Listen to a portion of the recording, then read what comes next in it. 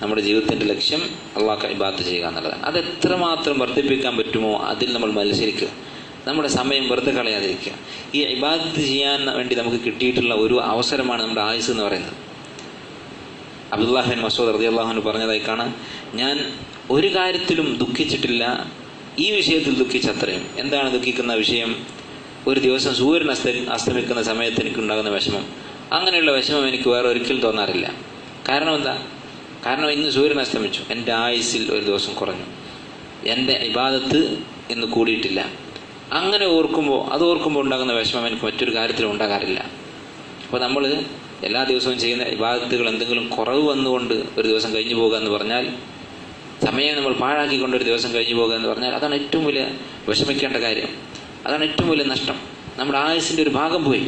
നമുക്ക് പരലോകം സമ്പാദിക്കാൻ കിട്ടിയ ഈ അവസരത്തിൻ്റെ ഒരു ഭാഗം നമുക്ക് നഷ്ടപ്പെട്ടു.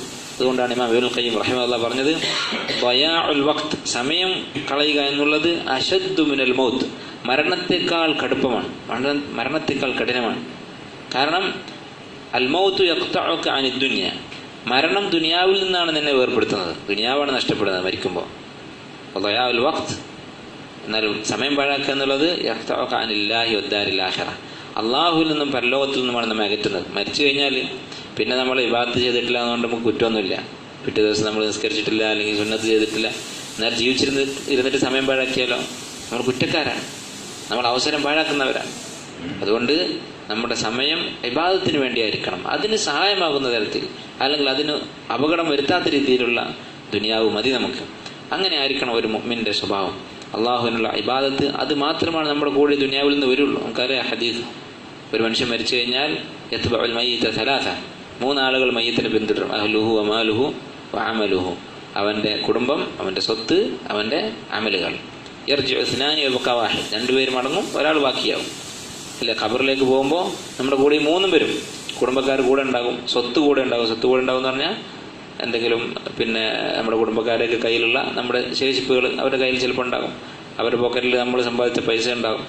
യർജിഉ ഇസ്നാൻ, ഈ കുടുംബവും പണവും മടങ്ങും. നമ്മൾ ഈ കഷ്ടപ്പെട്ട് ജീവിതത്തിൽ മുഴുവൻ ഉണ്ടാക്കിയ സമ്പത്ത് അത് ആ ഖബറിൽ അവർ വെക്കുകയില്ല, അത് നമ്മുടെ കൂടെ അവർ കുഴിച്ചു മൂടുമോ? ഒരിക്കലും ഇല്ല, അത് അവർ അനുഭവിക്കും. അതുപോലെ തന്നെ കുടുംബക്കാരൊക്കെ മടങ്ങും, ആരും അവിടെ നിൽക്കില്ല, അവിടെ നിൽക്കാൻ പാടുമില്ല. കുറേ സമയം അവിടെ നിൽക്കുന്നത് അത് ശരിയുമല്ല. അവിടെ ഖബറിൻ്റെ അടുത്ത് നിന്ന് തസ്ബീഹിന് വേണ്ടി പ്രാർത്ഥിച്ചിട്ട് മടങ്ങുക എന്നുള്ളത് തന്നെയാണ് സുന്നത്ത്.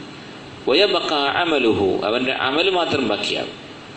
അപ്പോൾ നമ്മൾ ഈ അമലിൽ വീഴ്ച വരുത്തിയിട്ടുണ്ടെങ്കിൽ നമ്മൾ നഷ്ടക്കാരായിട്ട് ദുനിയാവിൽ നിന്ന് മടങ്ങേണ്ടി വരും. അല്ലാഹു സുബ്ഹാനഹു വ തആല നമുക്ക് നമ്മുടെ ഈ അവസരം, ദുനിയാവിൽ കിട്ടിയ ഈ ആയുസ്, അത് ഏറ്റവും നല്ല രൂപത്തിൽ ഇബാദത്തുകളിൽ മുഴുകിക്കൊണ്ട് ചെലവഴിക്കാനുള്ള തൗഫീഖ് നൽകി അനുഗ്രഹിക്കുമാറാകട്ടെ. നമ്മുടെയൊക്കെ അവസാനം അല്ലാഹു തആല നന്നാക്കി തരുമാറാകട്ടെ.